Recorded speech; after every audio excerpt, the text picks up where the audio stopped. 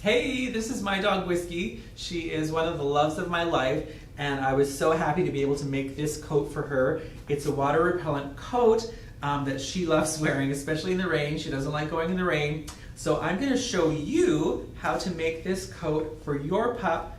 We're going to make the pattern so it's totally customizable to the size of your dog. So follow along to make the pattern. We're going to talk about the awesome fabrics that we're using, this great PUL fabric. We've lined ours with fleece so it's nice and cozy. We're going to show you all of the techniques to sew it. And if you're enjoying this video, please subscribe to our YouTube channel. We've got lots of great content. You can turn the notifications on so you don't miss any of our great content. We also have lots of other great stuff on our socials at Instagram and Facebook. So follow us there as well. And let's get started. So let's start talking about some of the materials that we're going to need for our project. Now, because it's Fabricana, obviously I'm always most excited about the fabric. And the fabrics that you're going to choose for this project are going to depend on what you want to get out of your coat. For me, I live in BC, very rainy, so I've chosen this PUL print. Now, a PUL is just an acronym for polyurethane laminate. And what that is this is a polyester knit that's got a polyurethane backing, and that helps to keep the water from flowing through. So for a waterproof jacket, this is going to be the perfect fabric. I've got this in a really cute little print, kind of the night sky. On our website, you can find it under the PUL prints. This one in particular is 38747. I also want to keep my dog warm, so we're going to line the jacket with a beautiful polar fleece. This is our Dawson fleece. If you're interested in this color, it's on our website as well, 17039. So those are our fabrics. We're also going to need some Velcro for the closures. We're trying to keep this nice and simple, so no snaps or zippers. We're just going to use Velcro. And then I've got some matching thread for my fabric. So that'll cover us for fabric and materials. We're also going to be making a pattern, and for the pattern you will need a measuring tape, a soft measuring tape to get the measurements on your pup. I've already pre-measured my dog. She's not here with me, so I've taken those measurements, and we'll get to that when we're working on our pattern. I have a wide clear quilt ruler, or any sort of craft ruler that you have will be perfect. I've got some large craft paper. I've also been using like discounted wrapping paper for patterns, so hot tip there, wrapping paper makes great pattern paper. And then also, in case you don't have a French curve, I have a teacup, coffee cup, that I'll use to make some of the curved pieces. And I also have like a side plate, and these are the perfect shapes to do some of the curves for our pattern. So I've also got, marking tools to make the pattern as well. So once you have those on hand, we can move on to making our pattern. So before we talk about these measurements, let's just talk about one of the main advantages of doing this from scratch for your dog. The perfect thing by measuring your own dog is that you're going to get a perfectly fit, customized coat for your dog, especially if they're not a purebred dog. My dog is definitely not. She's very mixed. So I find it's hard to find a coat that fits her ready-made. So doing this customized to her measurements is going to ensure a perfect fit. So the first measurement we're going to look at, and this is an easy one, where their collar sits, we're going to measure around their neck. Now we're going to do this fairly loosely. We don't want the coat to be too snug. This is also going to be going over a harness for me and also over the collar, so you don't want it to be too snug around. So the loose measurement for me around my dog was 17 inches. The next one we're going to do is from the back of the collar to where we want the coat to sit. On my dog, this measurement was 20 inches, and I did make a sample coat earlier, and I found that I went a little bit too long with my measurement, so that when she sat down, her coat was dragging on the ground. So make sure that you're being careful not to go too far so that when they sit down, their coat won't be dragging on the ground. The next measurement is measuring around their belly. And this is where the coat is going to be secured to them. So we want to get a nice snug and accurate measurement here. And around my dog at this point is 25.5 inches. And the final measurement that we're going to need is for the piece that comes from under their collar, under their chin, and we're going to measure through their legs back to that point where their belly was measured. And on my dog, that is 18 inches. So once you've got your measurements, we can move on to making our pattern. So the first thing we want to do is on the long edge of our paper, we're going to use the measurement that we took on the back of our dog, from their collar to the back. And this is actually, when we cut it, is going to be a fold on our fabric. And on my dog, it's 20 inches. So I'm going to mark. Now I'm using a black Sharpie so you can see it. I would recommend using a pencil at home when you do this. But there's one end, and then we're marking 20 inches. And then we want to do the measurement around their belly, because now we're going to be building the coat out this direction. That measurement is 25.5 inches, and we're actually going to divide that by 3. That's 8, 24. So that measurement divided by 3 is 8.5. We're going to put 2/3 of the belly measurement at the top of the coat, and the other third is going to be securing the coat under her belly. So 1/3, 2/3 gives us 1/3 is 8.5 inches. 2/3 of that measurement is 17 inches. So if we want our coat folded in half to be 17 inches, we actually just have to measure up 8.5 from that folded edge. So my ruler happens to be exactly 8.5, which is super convenient. So I've indicated that width. We're basically making a big rectangle. And then we need to look at the neck shape here at this end. Let's just say neck here. So for that, again, we are only doing, this is going to be 1/4 of our neck edge. So this is basically, if you can picture it, the coat is going to come and sit on the dog here. So the top half of the collar is going to be securing the coat here, and then the bottom half of the collar will be securing the piece that goes under. So we need to have a basic measurement that is 1/4 of our neck here. And 1/4 of our neck, the neck is 17, so half of that is 8.5, so half of that is 4.25. Instead of measuring 4.25 over, we actually are going to be doing a curved line. So remove 1/4 inch from that measurement. So measure from the point here, we're going to go up 4 inches. So that's 4.25 less 1/4. And then from that point, we're going to measure up 1 inch. Now remember, I asked you to have a plate, so we're going to use our plate, which I've got here, and I'm going to use that rounded edge of the plate to create the shape of the neck, which you probably have a hard time seeing, but basically I've used the edge of the plate to draw this nice shallow curve, and that's going to create a nice neck shape for our pattern. So once you've drawn this curve, it's a good idea to take your soft tape measure and just measure along that line to make sure that you're actually at 4.25 inches. That's 1/4 of our collar. So this is going to be doubled. So that's going to be half of our collar, which is on the dog's back, and then the other half of the collar will be under their chin. So I've measured, and it's exactly perfect. My curved line is exactly 4.25 inches. The next thing you want to do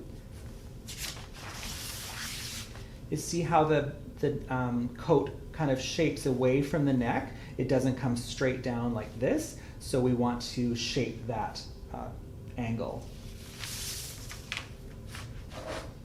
So what I'm going to do is I'm going to take my ruler, And from this point of the collar, we're going to draw a approximately 45 degree angle from that point.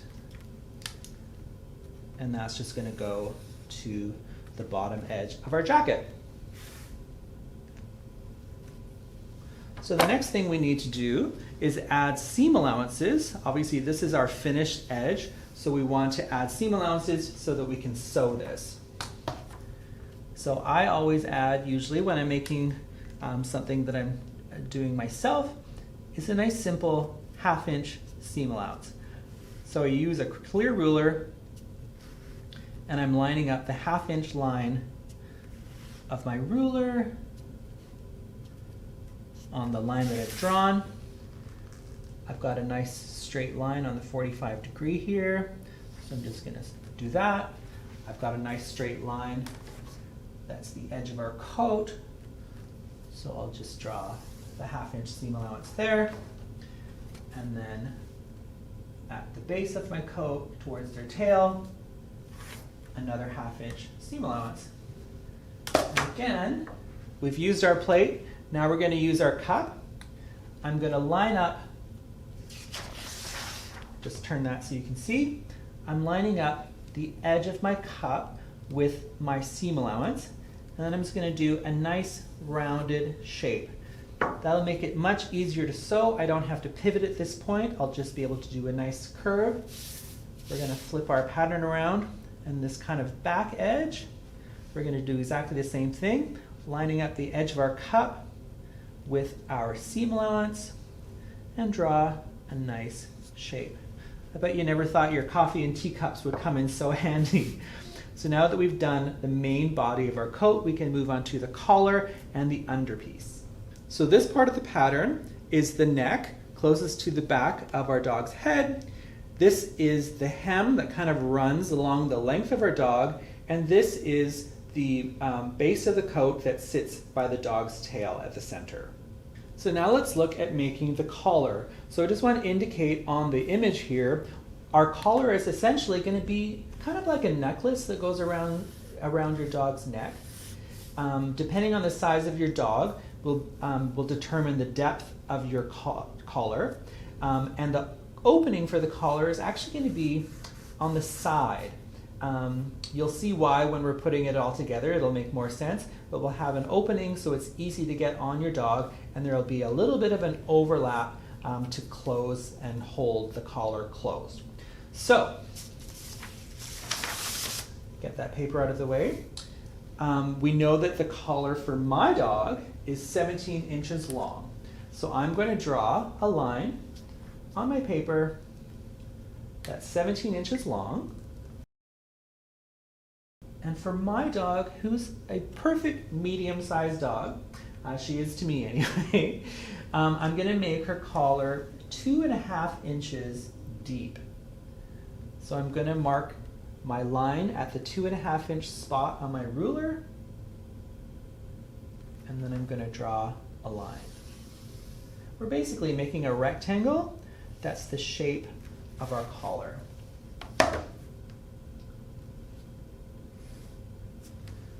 So at this point, I want to know where the quarters of my collar are. So I'm going to indicate the halfway mark, because these are going to help me make sure that my pieces for the back and for the under piece sit perfectly with the collar. So the halfway point on 17 inches is 8.5. I'm going to divide that in half as well. So 8.5 divided by 2 is 4.25. Do 4.25 again from the center. I'm going to draw these lines out just to make it really clear to me and you, hopefully, about what we're doing. We're quartering the collar. There's our halfway point. There we go. Now we need a seam allowance around all of these pieces as well. So I'll just go ahead and do that now. 1/2 inch seam allowance. I'm going to move this a little bit closer so you can see what I'm doing here. So we have our collar exactly from here to here. but we need a little bit of overlap. So what I'm going to do at one end is add 1¼ inches. So that's half of the width of my collar I'm adding to the end. So that's 1½ inches. And then I need to add a seam allowance on that as well. I'm going to extend these lines that were indicating my quarters. I'll even do that here. So just so everyone's on the same page, we have the size of our collar. We've divided it in 4. We've added a ½ inch seam allowance around all these edges. We've added an overlap, is this point, and then we've added a seam allowance to that as well. The last thing I want to do is take my cup, and on one of these corners where the overlap is, I should do this so you can see it, we'll use that corner. I'm going to use my cup again to draw a nice rounded edge. And that'll just be so we don't have a sharp point on our dog's neck. So once you've got your collar done, we're going to move on to the understrap.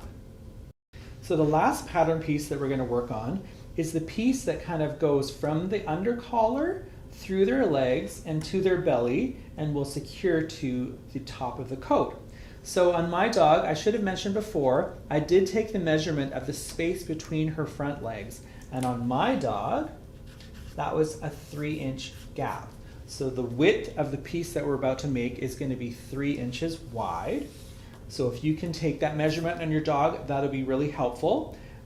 This, I think, varies a lot between dogs. Like if you have a really broad-chested dog, like a bulldog, maybe that will be a wider space. So just keep that in mind as you're making this pattern piece to look at the space, the opening between the front legs of your dog. So the first measurement we're going to use to create our pattern, and again, we're going to create this one on a fold. So we're going to use the edge of our paper will be the fold for our pattern piece. And the length on my dog from under the collar to her belly was 18 inches. So I'm just going to draw that length first on the edge of my paper, 18 inches. So I've got that marked. Then I'm going to go up half of the width of the space between her front legs. So that space was 3 inches. So I'm going to go up 1½ inches. So length of my ruler to draw that line, because this piece is going to be on a fold. Now, we want this piece to kind of travel around the dog's neck a little bit. So we're just going to make a little adjustment here. We're going to go up an extra ½ inch at the end. So I've just added an extra ½ inch. Then we're going to go up toward their chin, if you can picture that piece, another ½ inch. So that'll just give it a little bit nicer shape under their chin. I'm going to use the cup again to kind of draw a nice curve.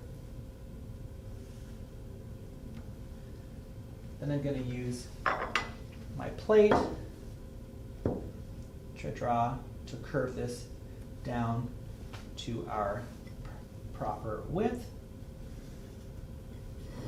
So this is my finished pattern right here that'll get stitched into the collar at this point. The next thing I want to do is make a lot of noise here. I want to create the band that's where the Velcro is going to sit, and this is going to be under their belly and join to the top part of the jacket with Velcro.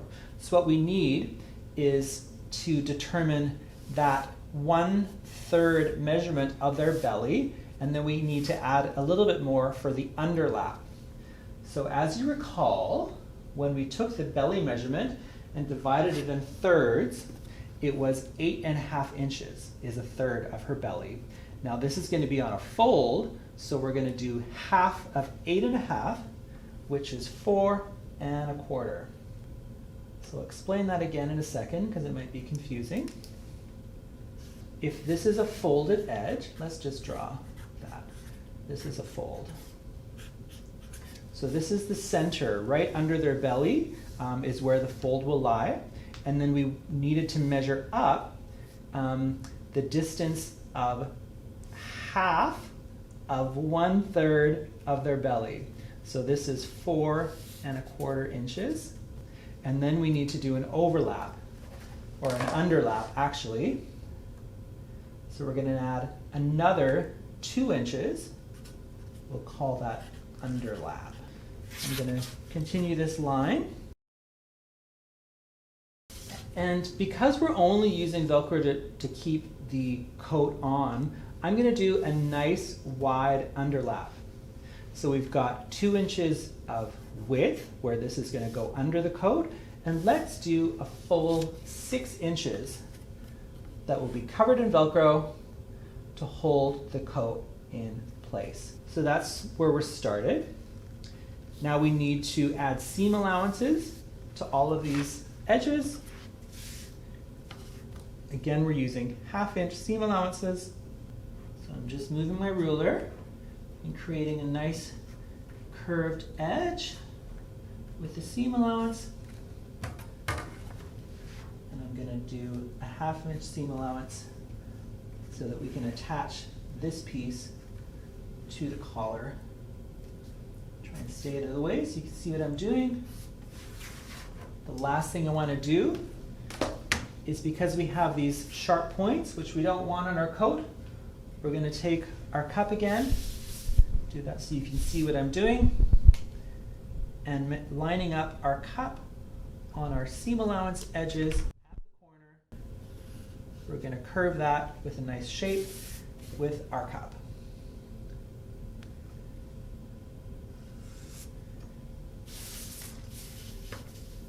So that's our finished piece.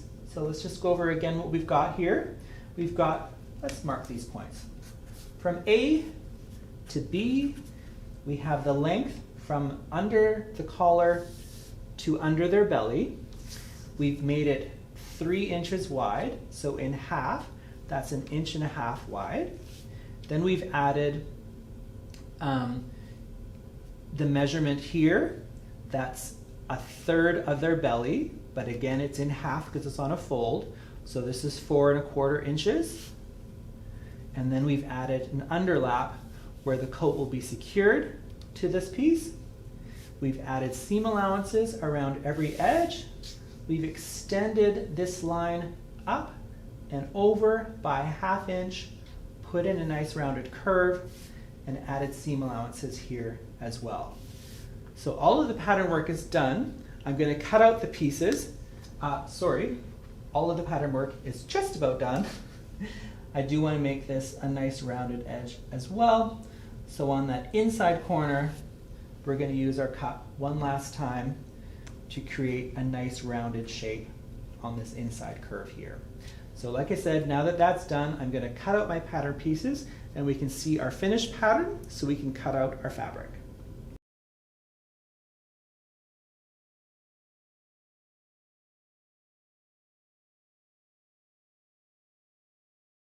A couple of tips, if you're looking for tips while you're cutting out your fabric, is make sure that when you're pinning into a water repellent fabric like we are, put the pins within the seam allowance. Your pins will puncture your water repellent fabric, but if it's just punctured in the seam allowance, it won't matter. Another thing that would be smart to do, actually necessary to do, is all of those, when we quartered our collar into the 4 sections, along those lines, make little notches into the seam allowance. And that'll indicate where we're going to be matching up the pieces when we stitch the back and the understrap to the collar. So on all of those 4 little markings that we did on our collar, make sure that on both long edges that you make little snips into your seam allowance at those points. The last thing you want to snip is on the folded edge of the back. at the top and bottom of that piece along the collar and then the bottom edge. Again, just make a tiny little nick into the seam allowance at the halfway point, and you can do the same thing on the little strap piece. So we've got our main fabric and our fleece were cut out. This is our big main coat piece. This is our rounded neck edge. And at that neck edge, I indicated that we want to cut little notches, so we've matched those couple of notches. And at the base as well, we had little notches at the base of our jacket, so we've matched those as well. We've pinned around all these edges, and we're going to stitch. We're going to leave the neckline open so that we can turn these inside out. So I'm doing it with the fleece side. If you're dealing with a kind of a non-stretchy fabric and a stretchy fabric, I prefer to have the stretchy fabric on the bottom because the motion of the machine, the feed dogs, will help the fabric to feed through a little bit more smoothly. So we're going to use a 1/2 inch seam allowance as we sew. So it's one continuous seam. We've got all those nice curved edges, so it'll be easy to stitch around all the corners. So I'm going to start with a 1/2 inch seam allowance and a back stitch. So before we turn this around facing out, along all these corners and curves, we're just going to trim our seam allowances so when we turn them inside out, they lay nice and flat. So just using a really sharp little scissor like we have. You can use your sewing scissors, but just use the point of your scissors to do this. We're just trimming into the seam allowance at the curves. So then we're going to turn the whole thing right sides out. I'm kind of opening the seam allowances as I go. So because of the polyurethane laminate on our fabric, we can't press this. If we touch the iron to it, we may risk melting the laminate.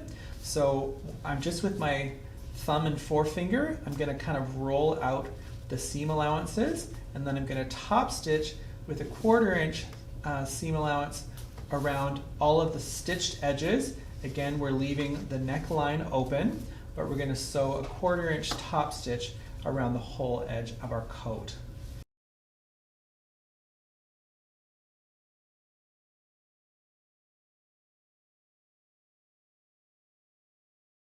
There we have the main part of the coat, beautifully top stitched with the nice warm fleece on the back and the nice water repellent fabric on the outside. Now we're ready to stitch the same thing, but the undercarriage portion. So once you've done the main part of your coat, we're stitching the underside of the coat together, the fleece and the polyurethane laminate fabrics together. This will be done the same way as we did the top, taking lots of time at the corners, and then we're going to clip our corners and then turn it and top stitch it with a 1/4 inch seam allowance the same way we did for the top of the coat. On our collar piece, we have one edge that kind of is rounded, and we have one edge that is perfectly straight. Along that perfectly straight edge, we need to kind of secure the seam allowance to the inside, to the wrong side. So the way we're going to do that is we're going to set our machine to a basting stitch. So that's a longer stitch length. We're going to go to 4.0 at a 1/2 inch seam allowance. So we're running that long straight edge along the 1/2 inch mark on our sewing machine. So once you've done that basted stitch, we're going to use that basting as a guide to fold our seam allowance to the wrong side of our collar. I'm actually going to stitch from the top. I'm going to set my machine back to a regular stitch length of 2.5. Again, I'm just kind of creasing it on the basting. So now that we've got that piece prepared, I'll show you how to stitch it to the fleece. So here we have the piece that we've just prepared. We have the fleece that we haven't done anything with that straight edge. So these pieces are going to get stitched together. So of course, because we haven't folded back the seam allowance of the fleece, they don't line up. But we're basically allowing that same width as the seam allowance here, so we can see that in the fleece. And we're going to stitch a 1/2 inch seam allowance starting at that point and going slowly around the curve.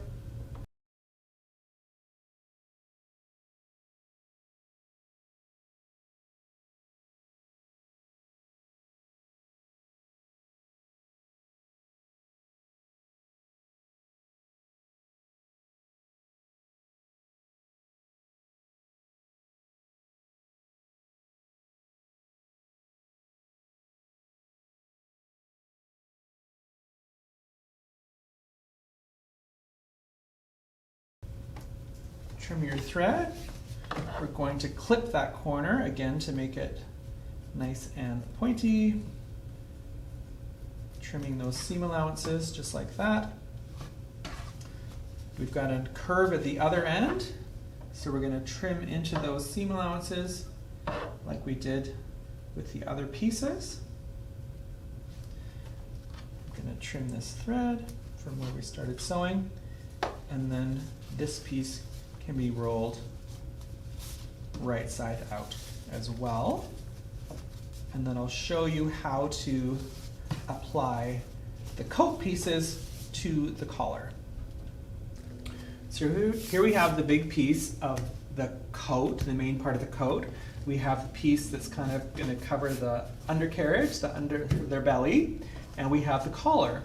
So these pieces are going to be attached together with the collar, and then they're going to close on this side of the coat. So we need to sew these together. So how do we do that? Well, we've marked with a little clip the center point of the coat, and then of course we have the edges of the coat. We've also marked a point here. This is the overlap. Then we had a notch. We have a notch and another notch. So this is half of our collar, and that's going to cover this portion of the collar on the coat. So this first notch is going to line up with the edge of our coat here. So we're going to line those up, and we're going to pin them together. Again, I'm trying to pin within the seam allowance so that I'm not puncturing the fabric. It's just going to make it a little bit less water repellent. Then I take the next notch in the collar and I line it up with the 2 notches on the coat. Match those 3 notches up together. So we're pinning through 3 layers, 2 layers of fleece and 1 layer of our outer fabric. Again, trying to pin within the seam allowance. So then we move to the edge of the coat and the next notch. So for the next part of the coat, the part that's going to go under their belly, and this is kind of like the underlap where it's going to close, we have again a notch at the center point of this that goes under their chin, and that's going to be lined up with the notch between the last notch we used here and the edge of the collar. So there's a notch right in the middle there, and we're going to line those all up. Again, we're going through 2 layers of fleece and 1 layer of the outer shell fabric, pinning through all those 3 layers.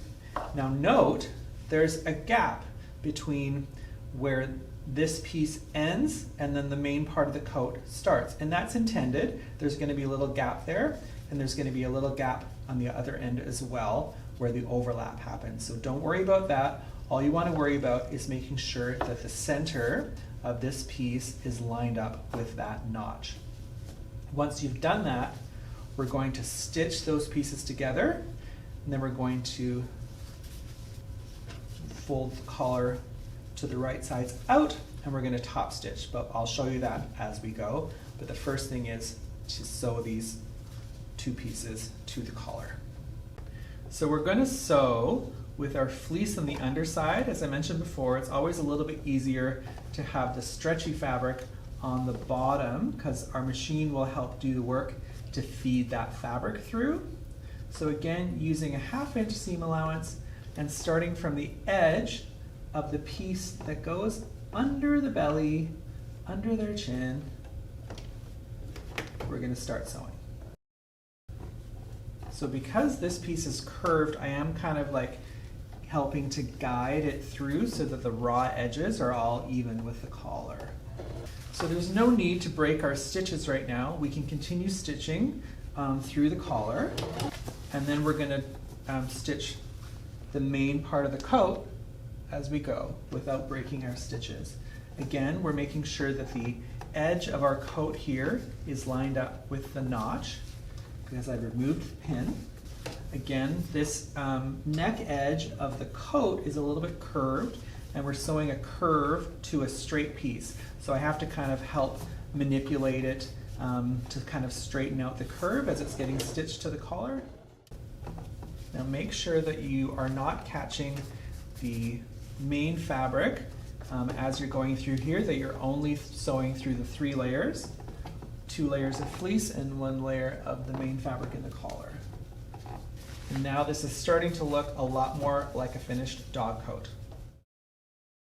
So here we have the collar as we've stitched it to our pieces. So now we want all of these raw edges to be encased inside of the collar. So we want to make sure that all of these seam allowances are encased between the 2 collar pieces. So once you have folded the seam allowance inside, you're going to very carefully, close to the folded edge, apply a pin so that those seam allowances stay on the inside. This is that gap we talked about before between the main body of the coat and the underside of the coat. So we're going to be covering that up as well. So we've got notches that we want to line up.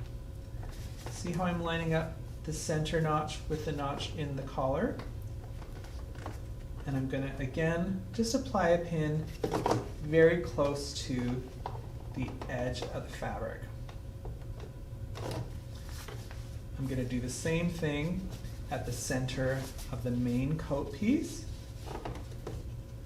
lining up the notch,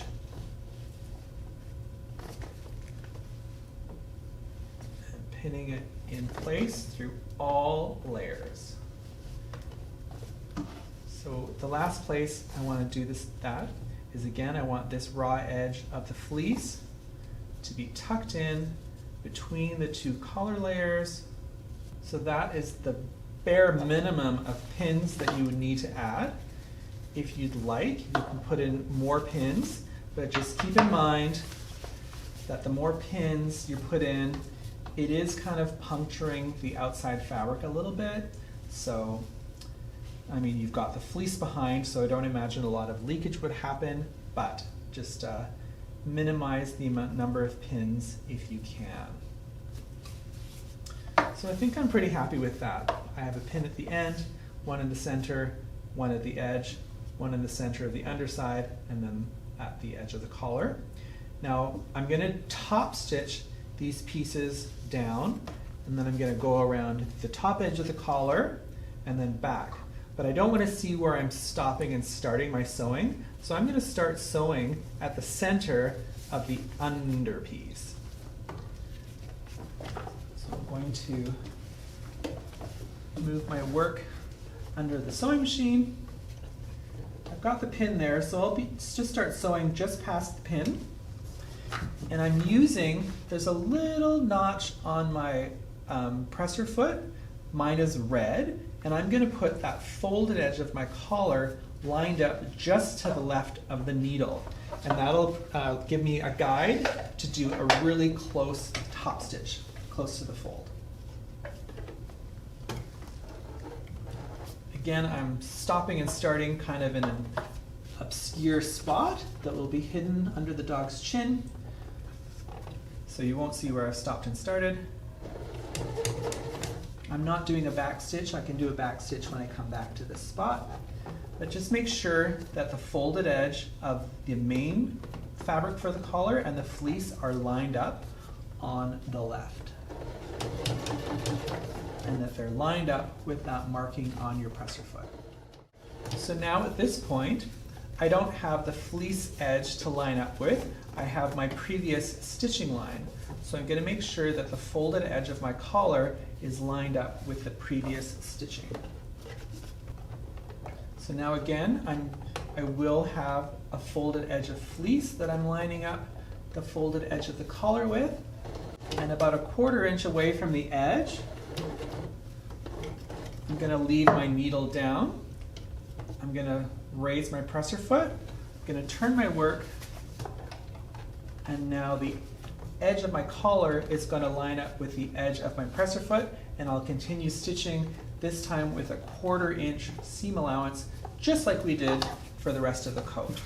Now this is the trickiest operation for the whole jacket. If you decided that you wanted to hand stitch this closed because you're more comfortable doing it that way, that would be perfect as well.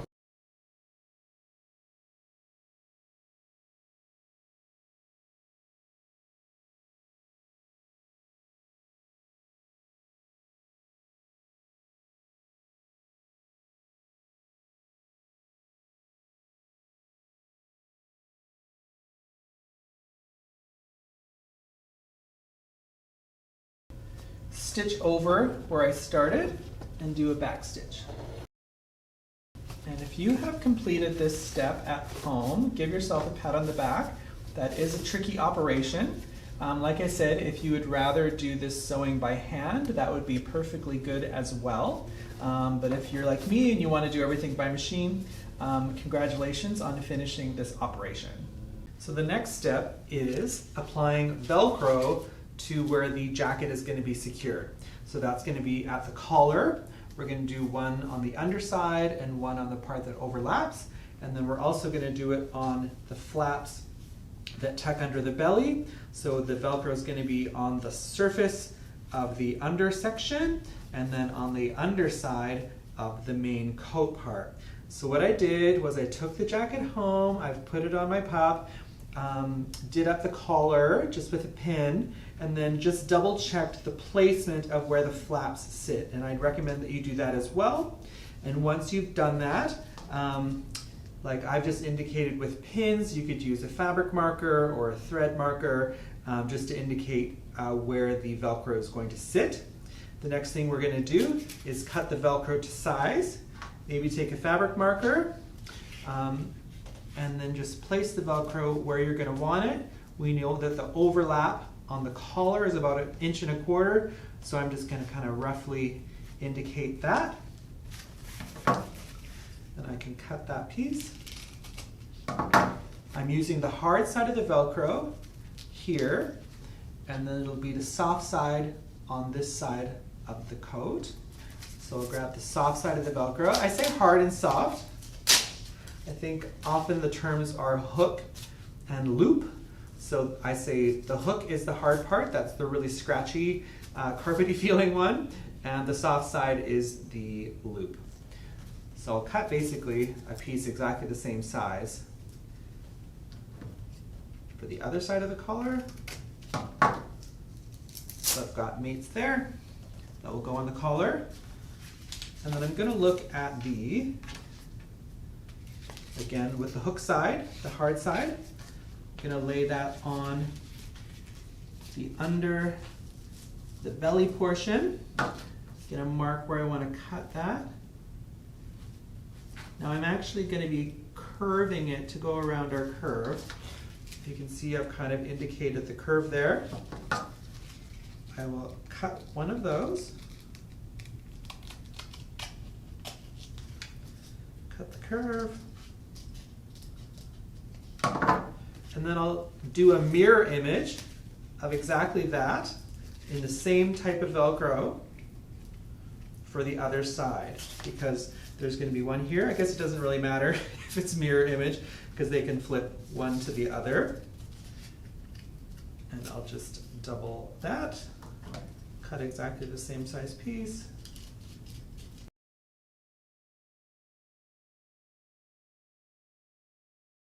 And two. So we've got two of the hard side, two of the soft side that will be stitched on that side of the coat. once you have all of your Velcro pieces prepared, you can meet me at the sewing machine. So the first piece of Velcro that we're going to apply is on the collar. So on the square edge, like we have one that's rounded, on the square edge on the surface of your collar, on the main fabric, I've pinned the scratchy side of the Velcro, the hook, in place, and I'm going to edge stitch all the way around. So again, for an edge stitch, I'm lining up the edge of the Velcro with that. I've got a marking just about 1/8 of an inch over from the needle, so I'm using that as a guide for the edge of the Velcro. I'm going to start with a back stitch. Now you might be wondering, I've trimmed the Velcro in a curve, and you might be thinking, Miles, isn't my Velcro going to fray? Velcro is very unlikely to fray. It has kind of like a backing, a coating on the back that kind of keeps it from fraying. So with the stitching that we're doing, plus the fact that it doesn't want to fray, you are okay to trim your Velcro in a curve like that. So I'm going to do that exact same process on the other end of the collar. In this case, we'll be applying the Velcro, the soft side of the Velcro to the underside of the collar, so that when we put it together, it's going to close like that. So I don't think I need to show that, but I will show you one side of the belly piece. On the belly underlap, as I mentioned before, we're using the hard side of the Velcro. I'm going to pin it in place. Now I am piercing the fabric as I do this, but the Velcro is going to be sitting on top of it, so I'm not that worried about losing any water repellency. This time I'll maybe just start in this corner. It's the exact same process, using your presser foot as a guide along the edge of the Velcro. We're going to stitch around the piece of Velcro. So I'm going to repeat exactly that same process on the other side, and then the only thing that I have left to do is look at my markings that I have. Maybe you've used fabric marker, I've just used pins, and I'm going to apply the soft side of Velcro centered between my two marks. I don't think I need to show you, it's exactly the same process. Do a nice beautiful edge stitch, take your time around the curve, and then all of the Velcro will be in place. The last thing we're going to do, and hopefully this is showing on the blue fabric, is I'm going to apply a buttonhole kind of on the top of the coat below the collar on the back. My dog wears a harness, and there's a little loop where the leash attaches here, and we need to be able to access that. So I've drawn where I want my buttonhole along this line, stopping and starting here. I've applied my buttonhole foot to my machine, and I've set my machine to a buttonhole stitch. I have pre-tried a buttonhole ahead of time just to make sure it worked the way I wanted it to. So make sure that you do that as well. Yeah. All right, we are back from the sewing machine. I want to mention there was one little extra thing that I did, and I put a buttonhole just below the collar. My dog wears a harness, and there's a little ring there that the leash will hook through, so I put that in. Follow your sewing machine for how to put in a buttonhole, but I just wanted to mention that I did that.